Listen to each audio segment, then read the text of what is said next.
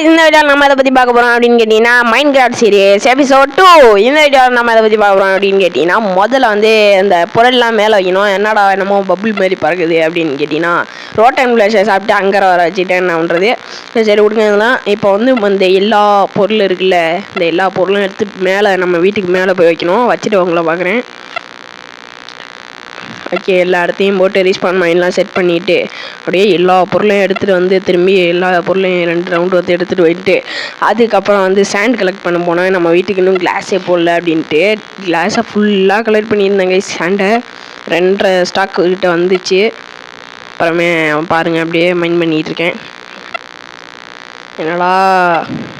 என்னடா இன்னும் டக்குன்னு எங்கே கூப்பிட்டு வந்துட்டே அப்படின்னு கேட்டிங்கன்னா, நம்ம போன வீடியோவில் ஒருத்தர் கமெண்ட் பண்ணியிருந்தார், ப்ரோ உங்கள் வாய்ஸ் எப்படி ப்ரோ கொடுக்குறீங்க சொல்லு ப்ரோ, ரெக்கார்டிங்லையா இல்லை எடிட் பண்ணும்போதா அப்படின்ட்டு. நான் வந்து எடிட்டிங் பண்ணும்போது தான் ப்ரோ கொடுப்பேன். தெரிஞ்சு வச்சுக்கோங்க, புரிஞ்சு வச்சுக்கோங்க. அப்புறமே சப்ஸ்கிரைப் பண்ணுங்க, லைக் பண்ணுங்கள், ஷேர் பண்ணுங்கள், உங்கள் ஃப்ரெண்ட்ஸுக்கெலாம் ஷேர் பண்ணுங்கள். சரி ஓகே, நம்ம வந்து இப்போ ஃபர்னஸில் உள்ள கிளாஸ்லாம் எடுத்துகிட்டு வந்து போட்டுடலாமா? போட்டுட்டு உங்களுக்கு வீடியோ கண்டினியூ பண்ணுறேன். ஓகே வந்து போட்டாச்சு, சூப்பராக இருக்குது. நம்ம வீடியோ கனெக்டட் கிளாஸ் வந்து அடுத்த வீடியோவில் போட்டு வந்துடுறேன் எப்படியாச்சும். அது கொஞ்சம் கஷ்டமாக இருக்குது வேறு. ஓகே, எல்லாம் சப்ஸ்கிரைப் பண்ணிட்டு பாருங்கள். டைமண்ட் மைனிங் ஒரே ஒரு டைமண்டுக்காக மைனிங் போயிருந்தேன். இங்கே இப்போ தான் இறங்கி இப்படியே டார்ச் வச்சுட்டு போயிட்டுருந்தேன்.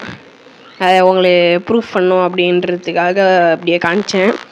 வந்துட்டு அப்படியே போயிட்டு இருந்தேன்னா வேறு வழியில் அப்படியே எதுவும் கிடைக்கல அப்படின்னு சொல்லிட்டு போயிட்டு இருந்தேன். கீழே பார்த்தா டைமண்ட் ஃபைட்ரா, அங்கே பாருங்க ஸ்பைட்ரு கொடுத்தது. என்ன பண்ணுறது, ஜாம்பியெல்லாம் அடித்து போட்டு 2த்தையும் அடித்து முடிச்சுட்டு அப்படியே டைமண்ட் எடுத்தோணும். அப்படியே ஒரு மாதிரி ஆச்சுங்க அப்படின்ட்டு ஒரு டைமண்ட் தான் கிடச்சிச்சு. அப்புறமே இங்கே ஒரு மான்ஸ்டர் ஸ்பானர் பார்த்தேன், ஜாம்பி ஸ்பானரை.